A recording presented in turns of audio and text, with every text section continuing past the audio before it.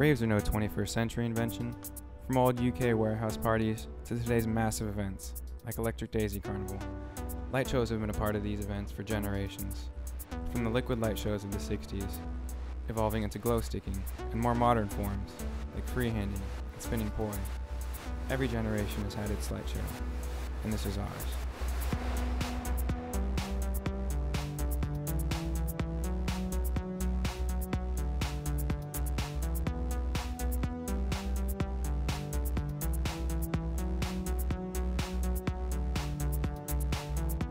Finding a light show, that's pretty challenging. Just make the music with your hands. It's dance. A light show from a Glover's perspective, you're creating the environment and atmosphere and creating a musical or a visual representation of the music using your fingers and using the gloves.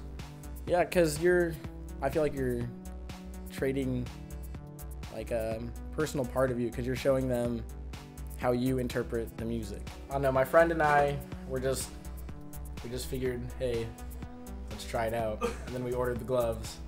And then, yeah, from there on out, that's how it started. Our friend Bambi kind of convinced me.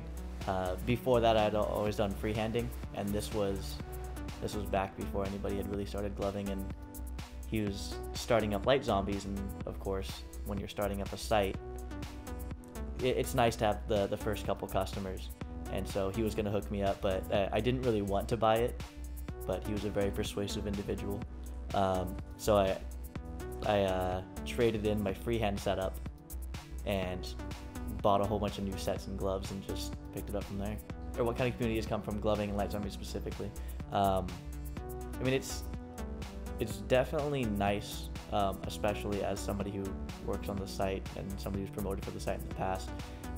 You know other promoters. You know people who are definitely in the game or with the art because they actually enjoy gloving. They like creating that visual world, and so you meet up with these people. And I mean, there are teams and groups of people who will just go around and give light shows together. And Light Zombies is just like that. I mean, if Brandon and I, or if Justin and I know we're going to be going to the same party, we always meet up. We always make sure to trade shows, see what each other's been working on, and it's definitely productive. Definitely helps out, and I don't know, definitely makes the atmosphere. You get really close to people because, of course, you're sharing a love for something. Culture is another big part of it, for local and just as a whole.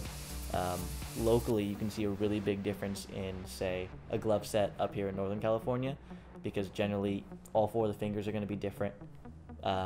They're trying to create diversity among the set.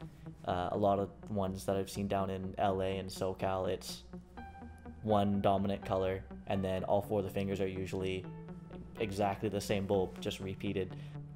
If I'm using a glove set like the ones that in SoCal where they're all four fingers, it drastically changes what I'm going to be doing during a light show.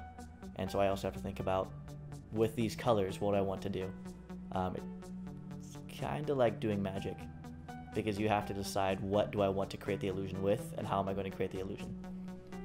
Recently, gloving has been given a bad rap in the media, being labeled as producing a bad image for raves and giving large companies like Insomniac an excuse to ban gloves at their events.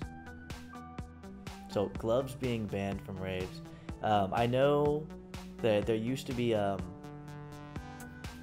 somebody who used to do security at raves. His name was Arnie. If cops would ever come in, the first thing that he would say was, "Stop looking like ravers." There really is a negative connotation around that, and I think that's another part of the reason why companies like Nocturnalism and Insignia Events are starting to limit glove use, or at least trying to restrict glove use. The people look at it and they think, oh, they're only doing that because of drugs.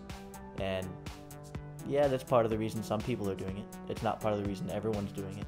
And it's definitely not the reason that it exists. There's always a point in any type of, I guess you can say, fad, where it gets so big that somebody has to put a restriction on it. I mean, once it gets up into the political and federal and state levels, when it starts to actually come to the point of needing to make laws and acts behind it, that's because of the bad things. Some random politician that happens to help be one of the people that helps make laws overhears some kids on Muni talking about how fucked up they were at a rave a couple weeks ago and they got this bomb light show that made them flip out, then yeah, it's gonna have a really, really negative image. And so it's all personal viewpoints interfering with incomplete knowledge. Which leaves gloving in an unfortunate predicament. It's becoming too big for its own good and attracting negative attention, distracting from the art form it truly is. The Anti-Rave Act puts not only gloving, but raves as a whole in jeopardy. Assemblywoman Fiona Ma has decided to put the proposed bill on hold until she can meet with more people on the subject, throwing the future of raves up in the air and leaving glovers with fewer and fewer venues to share their art with the public. It's definitely disheartening. I mean, there are so many people who glove, so many people who use lights and so many different types of styles. It's just a different form. It's just like fun to create something beautiful. Just make the music with your hands. It's dancing, I guess. Oh, he treats me with respect. He says he